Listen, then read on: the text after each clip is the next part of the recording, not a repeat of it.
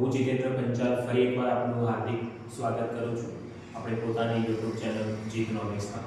હવે અર્થશાસ્ત્ર વિષયના વિવિધ ટોપિકો અંતર્ગત આજનો જે કંઈ પણ આપણો વિષય છે એ છે નાણાકીય નીતિ। તો સૌપ્રથમ આપણે સમજવાનો પ્રયત્ન કરીએ નાણાકીય નીતિ એટલે શું।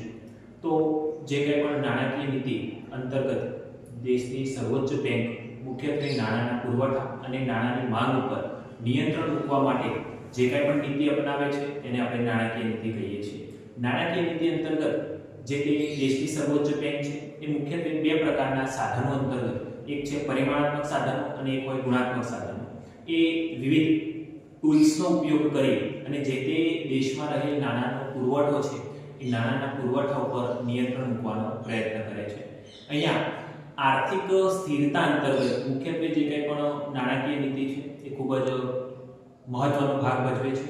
જો દેશમાં રહેલ નાણાંનો પુરવઠો વધારે હશે તો જે તે દેશની સર્વોચ્ચ બેંક જેટલા પણ વ્યાજ દર છે જેમ કે બેંક રેટ છે, રેપો રેટ છે, રિવર્સ રેપો રેટ છે એ તમામ દરોની અંદર વધારો કરી દેશે। પરિણામે જે કંઈ પણ બેંકો લોન મોંઘી બને છે અને એના કારણે જે કંઈ પણ નાણાંના પુરવઠા ઉપર નિયંત્રણ મૂકી શકાય છે જેને આપણે મોંઘા નાણાંની નીતિ તરીકે પણ ઓળખીએ છીએ। બીજી બાજુ જે સસ્તા નાણાંની નીતિ છે એ અંતર્ગત સરકાર મુખ્યત્વે દેશમાં જ્યારે ત્યારે મંદી જેવી પરિસ્થિતિ હોય એટલે કે લોકોની નાણાંની જે કંઈ પણ માંગ છે એ નાણાંની માંગ જો ઓછી હશે તો એ નાણાંની માંગમાં વધારો કરવા માટે ક્યાંક ને ક્યાંક જે તે નાણાકીય નીતિમાં આરબીઆઈ જે તે તમામ વ્યાજ દરો છે એ વ્યાજ દરોની અંદર ઘટાડો કરી દે છે।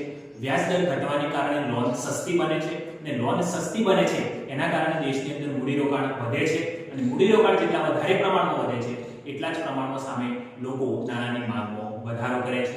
આમ મુખ્યત્વે જે તે આ નીતિ છે એને આપણે સસ્તા નાણાંની નીતિ તરીકે પણ ઓળખીએ